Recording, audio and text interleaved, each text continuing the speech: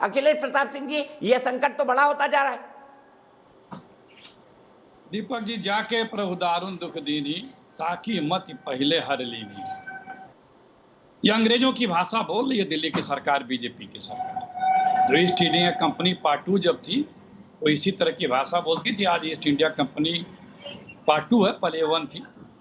और किसानों को बताया जा रहा मवाली, ये अन्नदाताओं को मवाली बताया जा रहा है। अन्नदाता मवाली नहीं है, ये महाबली है। शर्म नहीं आती? मैं अगर इजाजत हो तो मैं बोलूं। चोर है राहुल गांधी। इनकी सुन ले आप, इनकी सुन ले आप। आप यहाँ पर आकर भाषण दे रहे हो। राहुल गांधी की इतनी हिमाकत थी कि उन्होंने प्रधानमंत्री पर निशाना कसते हुए कहा था चौकीदार चोर है।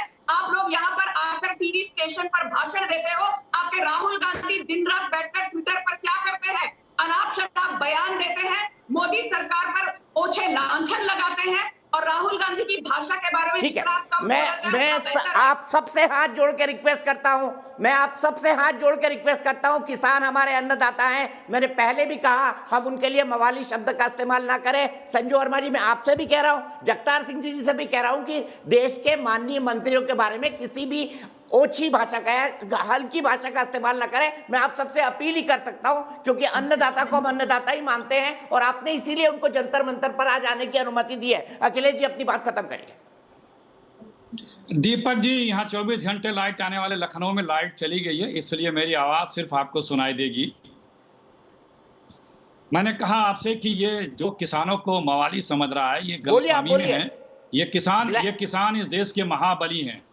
महाबलियों को मवाली कहने वालों को ये समझ लेना चाहिए कि इस तरह की भाषा उनके ताबूत में आखिरी कील साबित होगी। और जो सारा देश साक्षी है, किसान विरोधी मोदी और मीनाक्षी हैं। सिर्फ मोदी जी जब मुख्यमंत्री थे तो स्वयं उन्होंने कहा था कि हम एमएसपी मैंडेटरी करेंगे, होना चाहिए। उन्होंने 2011 में रिपोर्ट दी थी और ये सरकार भी कहती है। लेकिन देखिए, इस तरह की भाषा का यदि प्रयोग करेंगे तो क्या वार्तालाप हो पाएगा? और कोई कंडीशन रख के वार्तालाप होती है? किसान तो सिर्फ अपने एमएसपी की गारंटी मांग रहा है कि आप, और वो भी सरकार तो खरीदती है, जो निजी प्लेयर खरीदेंगे उन फाउंडेशन हो कि हाँ वो एमएसपी उनके लिए भी। अखिलेश, मैं आपको एक मिनट रोकूंगा, आपका फ्रेम बड़ा खराब लग रहा है, अजीब सा लग रहा है, आपकी आवाज कहीं से आ रही है। मैं समझ सकता हूँ लाइन गई है, तब तक मैं एक दर्शक के पास चलता हूँ। जी जी जी, मैं इंतजार करता हूं आपके लाइट वापस आने का, या आपके पास बैटरी होगी वो लगा लीजिए, कम से कम आपका चेहरा तो दिखे। अजीब सा लग रहा है, आपकी आवाज आ रही है, सिर्फ चेहरा नहीं दिख रहा है। आपने अपनी बात खत्म की, अभी मैं चलता हूं रजत शुभ्रा के पास, रेवाड़ी। मेरे एक दर्शक जुड़ गए हैं। रजत जी, क्या कहेंगे, बातचीत होनी चाहिए या नहीं?